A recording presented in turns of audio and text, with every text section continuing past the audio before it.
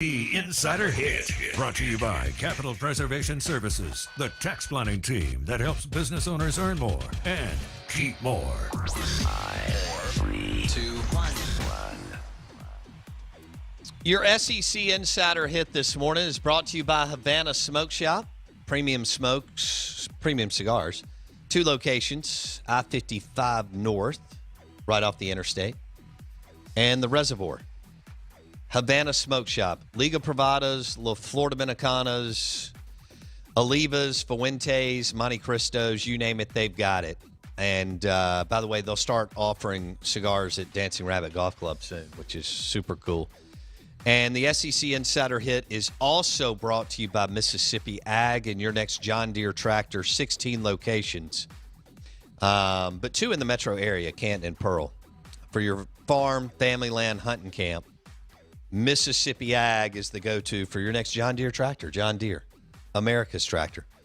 Out of bounds, 105.9 The Zone, ESPN. Our guests join us on the Modelo guest line. We welcome in our friend Tom Luginbill, national college football analyst with ESPN.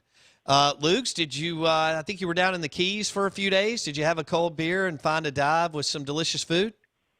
I did. My poor wife had to have an unexpected knee surgery that put her down for 6 weeks. She couldn't drive a car. She couldn't walk. Couldn't stand on her own. Couldn't put any weight on her legs. So I was like, we got to get her up and moving. So I actually surprised her. And what we did is I told her on Sunday that we were leaving on Thursday to fly to Miami and then drive all the way down and make all the little stops in between. And we stayed on a boat for a couple of days, drove back up, flew back in yesterday. It was just, she deserved to have a little time away and relax. So yeah, it was fantastic. It was a nice little getaway, man. Oh man, and the weather was great. So that's unbelievable. I noticed that. That's great. Luginbill on the Out of Bounds show. Tom, interesting what happened in Oxford over the weekend.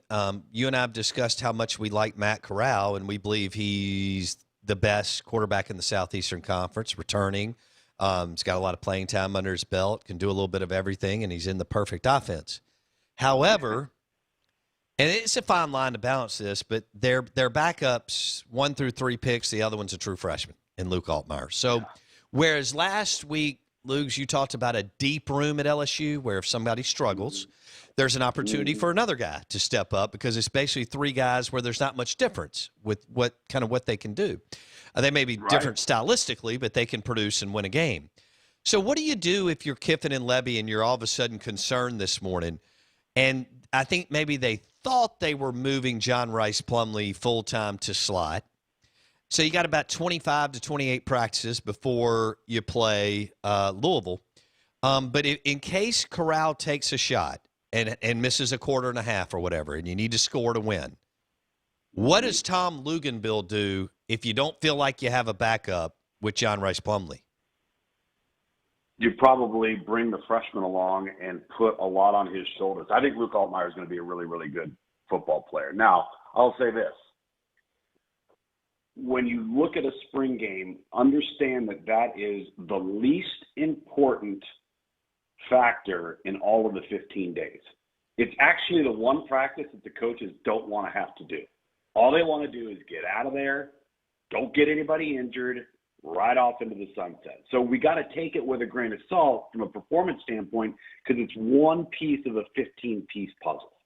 So while in this case it was Ole Miss and the backup quarterback struggling, I mean, Dent was 7 of 25. I mean, he just had a horrible day. I think if he has those types of struggles throughout the course of spring and you started to see Luke Altmaier continue to improve and get better and better and just kind of gradually grow, then in the back of your mind you're saying, okay, got to have an emergency package for John Rhys Plumlee. We make sure we rep him every day in practice in some form of the offense under center. You get the young guy ready, and you would then make that decision if it's a first quarter injury and you got to get through 3.5 quarters. If it's a second half injury, that may alter the line of thinking too in terms of who you're playing and why, who you're playing against, who do you think you could get out of the game with based off of the opponent. There's so many factors there that come into play above and beyond just the surface level. Oh, what if Matt Corral went down? What would they do? This kid played poorly in the spring game. So I think there's more layers to it. Interesting. All right, so John Rhys Plumlee, you keep him ready, but you're trying to groom and get Altmaier up and running as soon as possible just in case Corral takes a shot. Absolutely. And listen, the thing is, they know the thing that's interesting and pretty cool about the John Rhys Plumlee thing is they can put so much pressure on the opposition because no matter what, no matter who they're playing, even if Matt Corral is 100% healthy, the opponent every week has to do something about the little guy, right? They have to have some period of option. They have to have some period of scramble drill. They're taking time away from preparing for Ole Miss when they know at any given moment we could see a package, we could see a red zone. It creates problems for the opposition. So it's making Ole Miss better by continuing to have something in the mix, something in the bag of tricks with John Rhys Plumlee under center. And then you're putting so much pressure on the opposition because they got to prepare for it. Now, you know what? They got to prepare for it. You might go through a 4-quarter game, never see the guy at quarterback. Right. But you don't know that going in. And I think that's where the advantage is for Ole Miss. Yeah, okay. So, and if you're as good as if you're as skilled and smart as John Rhys Plumlee is, I mean, Taysom Hill is doing it to a certain extent with the Saints, but we've seen this with other programs over the years. So why can't he juggle both is what you're saying? Why can't he be ready to come in kind of from the bullpen at quarterback, but also be over time continue to be more and more productive at the slot receiver position? Well, I think that when you're an athlete, all right, this guy's a two-sport athlete. He's now played kind of as a running back, wildcat quarterback. He's played as a true quarterback. You talk about the move to the slot. This guy's just a football player.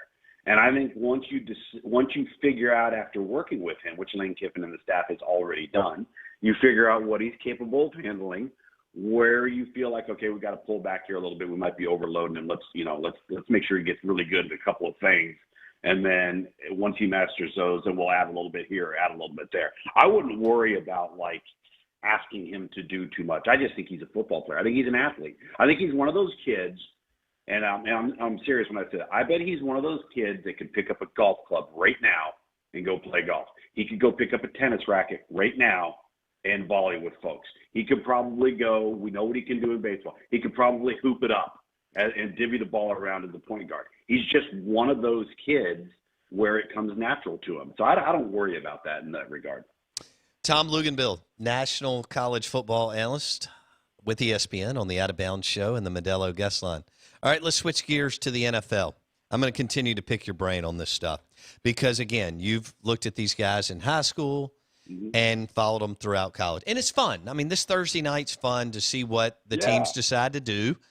And, I mean, Elijah Moore, whether he's picked in the first or second round, will be a multimillionaire this weekend, which is cool for all these guys, especially those that go early. All right, so there's still static and noise around San Francisco. We're talking to you and other guys in the industry.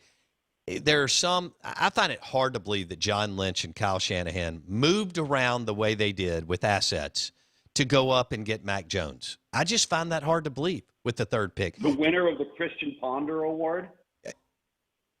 Yes. The Christian Ponder Award, the player that gets way overdrafted? Yes, exactly. I mean, Jake Locker, Blaine Gabbert. I mean, there's a list here. And yeah, but hold on. No, here's the difference, I think, in that regard, though. Like, Jake Locker was a physical specimen. I mean, as a runner, as a thrower. Like, Blaine Gabbert could stroke it. He was 6'4". I mean, he was an athlete. I think there's a bit of a difference with those guys. How is Mac Jones any different than what they have on the roster in Jimmy Garoppolo, Luke's? Well, I think Jimmy – here's the issue. We wouldn't be having this conversation if Jimmy Garoppolo could stay healthy. Right. That's the problem. Jimmy Garoppolo's production is not the problem. They can't trust him to keep him on the field for 17 weeks.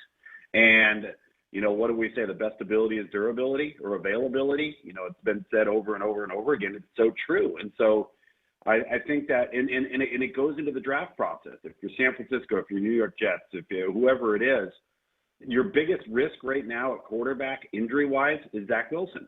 Because early in his career, he had the hand injury, he had the shoulder injury, and then got out all that. Now he's been fine, but he does have a history of injury. Justin Fields had, the issue in the college football playoff, played right through it, showed great toughness, but he doesn't have a history. Trevor doesn't have a history. Jimmy Garoppolo has a history, and we wouldn't be having this conversation for any quarterback if he was healthy. In fact, you'd probably be talking about an NFL playoff team and a team competing to go to the Super Bowl again because they've got good enough components around them. So, listen, do I think Jimmy Garoppolo is more physically gifted than Mac Jones? Yeah. I mean, I think Mac Jones is a good player. You know what? I don't know if we talked about this on the show, but when you have the pro day, right? And just stop me if I did. And if I'm repeating myself, I apologize. When you have the pro day for quarterbacks, you've demonstrated all of your skill traits on film. The pro day for quarterbacks is about one thing and one thing only: accuracy. There's nobody out there on defense. You're not throwing one-on-one. You're not throwing 7-on-7. You're throwing versus air. Do you miss guys versus air? And if you recall, in Mac Jones' pro day, he missed a lot of guys, right? And I think that is something that when you watch a pro day for quarterbacks, where is the ball placed? Is it catchable? Does the guy have to make an adjustment? Is he able to just pluck and transition? No problem. Where is the deep ball thrown? Is it thrown over the shoulder to the outside hand? All of these different things. Or do you make the guy outstretched for something? Do you make the guy have to leap when he shouldn't have to, or bend backward when he doesn't have to? I think that's the whole run of operation on a quarterback pro day. You can run 40s. Listen, did anybody think Mac Jones is not a terrible athlete? I mean, he ran what, like 4.79? I mean, that's fine. That's fine. Now, those other guys ran 4.4. Okay, well, that's fine too. Trevor ran, what, 4.5? But I think, to me, if you're going to go to see a pro day and you have a guy that's missing some throws, that's concerning. Tom Luginbill on the Out of Bounds show. One of our listeners just texted in and said, Mac Jones is Shane Matthews. Your reaction? Mac Jones is Shane Matthews. I would say Mac Jones is Colt McCoy. Okay. From an NFL perspective. Shane was different. He was tall, really tall and really long. I mean, I can see some of those similarities. I'm trying to think. I think Mac Jones could be a stronger-armed Ty Detmer type who played 14 years. It's interesting because everybody's kind of looking at him like you kind of look at, is he Matt Barkley? Very kind of similar type of guy. So is he Jake Fromm? Maybe similar type of guy. I think there's a lot of guys that you can compare him to. But I will say this, and I say this in defense of Mac Jones. If he gets taken by the right team with the right components and is in the right place at the right time, anything can happen. Right. Anything can happen. Like the Patriots. I think that's very important to know. Yeah, I mean, and I just think so that gets glossed over too often. I mean, we look at, what would have happened. I'm not saying he wouldn't have had the same career, but what if all that sitting and waiting around, all right, in the 2009 draft for Aaron Rodgers wouldn't have happened and he went to a horrible team at the 7th pick or something? Right. Well, I mean, just what if, right? I mean, you start to think about those things. Steve McNair had that same luxury when he got drafted by Houston before they moved to Tennessee. And there's been a lot of guys where you sit there. That's why I think the Trey Lance pick is interesting, because if he went someplace like Atlanta or he went where there's somebody there and you can continue to groom him and develop him and bring him along and not throw him to the wolves, now all of a sudden I think you've enhanced his chance of success. All right, who would you go with at number 3? Trevor's off the board, Zach Wilson's. And look, same thing could happen to Zach Wilson, Tom, with the Jets, because they haven't gotten their act together in 50 years. So, he could be really talented, which you like him. But, it could just be a terrible situation because that's what the Jets are. But anyway, at number 3, if Trevor and Zach are off the board, what would you do if you're the 49ers? I would probably go if they're hell bent on quarterback. I would go Justin Fields. That's probably where I would go. If that wasn't the case, I'd go Penny Sewell because I think right behind that, not to get off point here, but speaking of that, I think he may be the best player pound for pound in the entire draft. And if you're Cincinnati and you have an opportunity to take a number 1 player at quarterback the year before and get a 10-year franchise left tackle the next year, there's plenty of wideouts you can go get. But there ain't many Penny Sewells running around. Okay. So everybody's talking about Jamar Chase in that spot. If I'm Cincy, I take the offensive lineman. But if 49ers are hell-bent on a quarterback, I would go Justin Fields. I just think there's more dynamic qualities in terms of how the quarterback position is evolving now. How about, so you like Sewell, obviously. Is it basically neck and neck with Kyle Pitts as far as the most talented player in the draft? Oh, yeah. And listen, Kyle Pitts is a Swiss Army knife unicorn. You can use every adjective you want to. Nobody had an answer for him in college football, and I don't know what the answer is going to be for him in professional football. I really don't. But, again, he's not a left tackle. And that to me, trumps everything.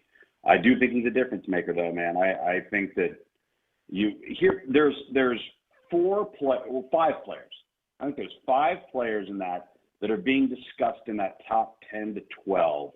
I don't believe in can't miss prospects because there are no perfect players and nobody has a crystal ball. Everybody has a flaw. But I think there's 5 players, Penny Sewell, Kyle Pitts, and the 3 wideouts, Jamar Chase, Devontae Smith, and Jalen Waddle, that are as close to surefire guys as you can get. I've been asked the question, well, which one of those wideouts would you take? I don't think it matters. I think they're all going to be remarkably successful. I think whoever takes whoever wins, and they're all happy. 5 guys. Sewell, in no particular order, or maybe it was, but Sewell, Pitts. No particular order. Okay. All right. Sewell, Pitts, Chase, Devontae, and Waddle. And there is no Myles Garrett, Bosa, Khalil Mack, nothing like this in the draft on the defensive side of the football, right? Yeah, I don't think so. I just don't. The closest thing would maybe be some of the corners because they're tall and they can run and they're, they've But got are they length. valuable enough, Tom? The way the game's played, the way the game is played today, it's receivers, corners on Sunday. But but if you're number 10 and you're the Cowboys, like everybody's talking about that around here because of Dak, they need help on defense. But is it worth taking a Patrick Surtain at 10? Or would you rather trade out and you get the same player several picks later? I don't know if you can get the same player several picks later with him. Maybe close. I think it just depends on how much you value what you're going to ask that player to do, particularly at corner. You hit the nail on the head.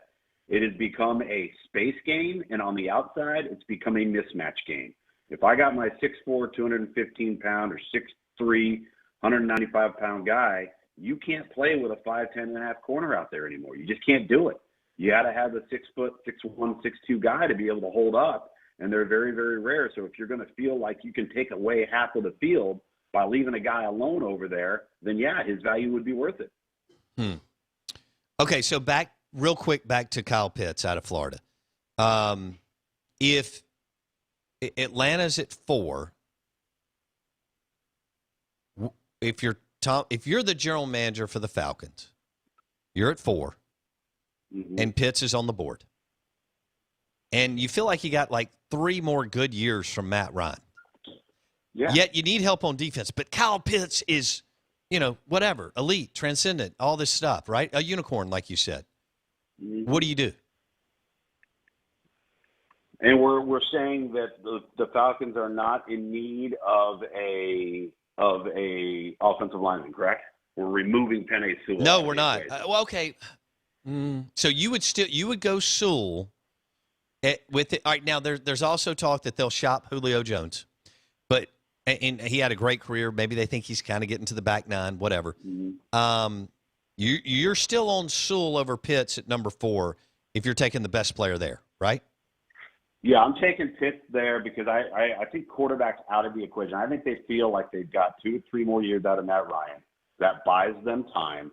You get the best offensive weapon in the class, regardless of wideout or any other position. And right now there isn't the need at offensive tackle that Cincinnati has right behind you, you know. And so I think you go Kyle Pitts there. I can't wait to see what he is in the NFL. I mean, Matt Ryan's still a good quarterback. Can you imagine Pitt, even if they move off of Julio with Ridley and some of those other guys, and then you throw Kyle Pitts into that goodness. I mean, what he does from a matchup standpoint. I mean, if you remember, and listen, I know the NFL is a bit more advanced than college football, but at the end of the day, it's a game of matchups and mismatches. And, you know, everybody in college football, Alabama, you name it, nobody had an answer for that guy. They'd put corners on him, they'd put safeties on him, they'd bracket him. And there were some times where Dan Mullen was so painfully obvious that they were throwing the ball to him, and they still couldn't stop him. And it didn't matter who they put out there. They'd be on the 6-yard line going in and line him up to the wide side of the field by himself and put a corner out there. And everybody in the stadium, including the hot dog vendor, knew where they were throwing the ball, and it still didn't matter. So I think that's going to be a lot of fun to see how that translates to the NFL. I can't wait. I cannot wait to see where Mac Jones goes, where Kyle Pitts, and then, like you said, some of these receivers that are all 3 are in your top 5, Chase, Smith, and Waddle, as far as overall talented prospects. All right. Sure. And Sewell could still be on the board at 5 for Cincinnati, like you said. Absolutely. I think he will be. Okay. If you're sitting there, and I think that if you talk to a lot of people, you said, okay, best overall player regardless of position, who would you say? I bet you a bunch of them would tell you Penny Sewell. So it'd be almost that player split. To be at 5, holy smoke, that would be a steal. Okay. We'll leave it there. Tom Luginbill on the Modelo guest line, national college football analyst with ESPN. We've got the first round of the NFL draft on Thursday, and then rounds 2 and 3 on Friday. But most of us will be locked in on Thursday night to see what direction these teams go, especially throughout the top 5 and 10. Lugs, thank you, buddy. Appreciate it, man. Appreciate you. Take care, man. See ya. Show is brought to you by Havana Smoke Shop, premium cigars. 2 locations, I-55 North, Frontage Road, and their new location across from Shaggy's at the Reservoir. Havana Smoke Shop for a great selection of premium cigars. We're live in the Bank Plus studio. The show is brought to you by Eye Care Professionals, Dr. Kirk Jeffries, and the team on Lakeland Drive in Jackson, right by Smith Wills, Northeast Jackson baseball fields. That's just a mile off the I-55. But they have a new location now, Eye Care Professionals, Belmead, Flowood. So from routine eye exams to blade-free LASIK and cataract surgery, Dr. Kirk Jeffries and Eye Care Professionals, now in Flowood and Jackson, both on Lakeland Drive, right? Flowood, Belmead, and then Lakeland Drive right by the Northeast Jackson baseball fields. Show is presented by Dr. Kirk Jeffries and Eye Care Professionals. Steve Robertson at 9:15 on the Modelo guest line.